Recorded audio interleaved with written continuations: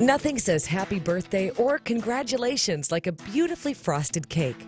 With just a few steps, you can frost a cake with confidence and enjoy the oohs and ahs from your guests. You'll need this basic equipment: a long serrated knife, cake plate, waxed paper, simple syrup, pastry brush, offset spatula, frosting. Step 1. Make flat tops. If the cake layers have dome-shaped tops, you'll need to trim them to make the tops flat. Place a cooled cake layer on a sheet of waxed paper. This will make it easier to maneuver. Rest your palm on the domed top and hold the serrated knife parallel to the top of the cake. Lightly score the edge where you'll make the cut. Gently begin sawing back and forth into the cake. When you've made one cut, rotate the cake and make another cut. Step 2. Prepare to frost. Put the bottom layer of cake on your cake platter. Tuck in strips of waxed paper beneath the edges of the cake to keep the platter clean while you're frosting. Lightly brush loose crumbs off the cake. Step 3. Prepare and brush on simple syrup. Simple syrup is a baker's secret that adds flavor and moisture to your cake. To make simple syrup, add 1 cup of sugar and 1 cup of water to a medium saucepan and bring to a boil. Flavor your syrup if you like. Let the syrup cool and strain out any solids before you brush it on the cake. Step 4. Frost, layer, then frost again. Place a large dollop of frosting on the center of your first layer. Spread it evenly to the sides. It doesn't have to be perfectly even because the top cake layer will flatten it out.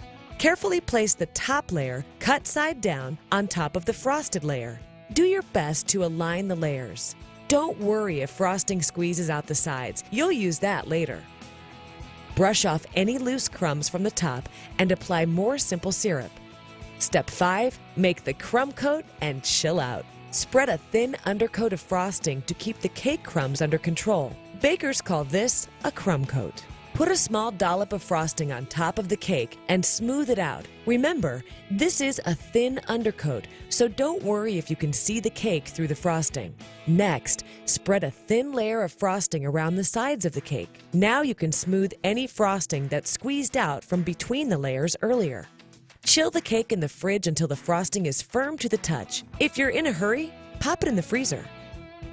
Step 6. Add the final coat of frosting. When the first layer of frosting feels firm, it's ready for the final coat. Put a big dollop of frosting on top of the cake and spread first over the top, then down the sides, rotating as you work. For a super smooth finish, dip your offset spatula in hot water. Shake it off, then use it to smooth the frosting. The heat from the metal melts the frosting just enough to even out any dips and bumps.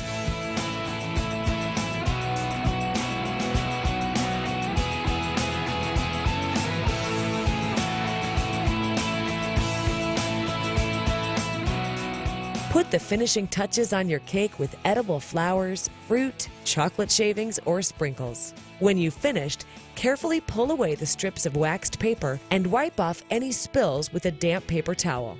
Now get the candles ready and let the celebration begin.